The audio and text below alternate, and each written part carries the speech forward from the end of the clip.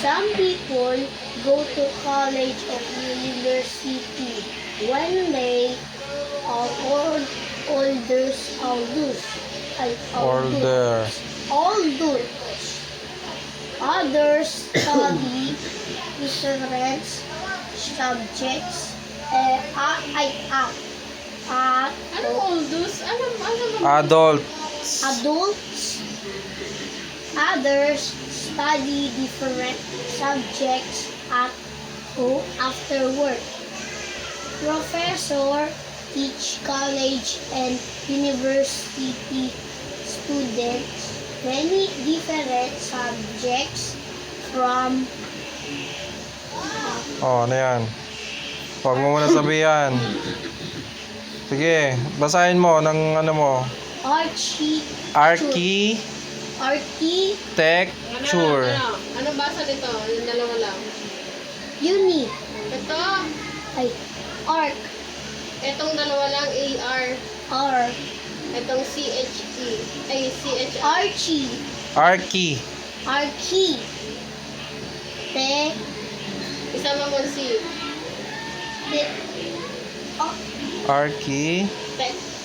architecture, Oh, alam mo na. architecture, Architecture. architecture, Yun yung ano na, yung Yung nagdo-drawing ng mga bahay. nagpaplano ng bahay. Oh. zoo, Zoology. zoology, Oh. one of the most popular university subjects is law. Oh, ang lonak is abogado. Ano yun? Abogado, yung kunyari, magtatanggol sa mga, kunyari, may nakakulong, tapos, ngayon, sige,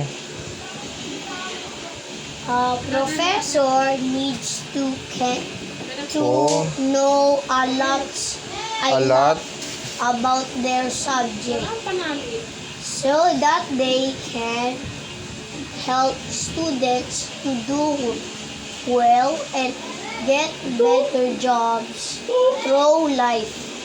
One of the biggest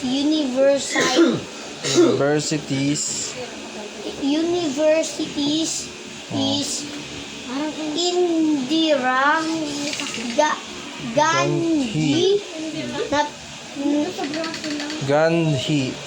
Gandhi National Open University in India. It has about 2 million students.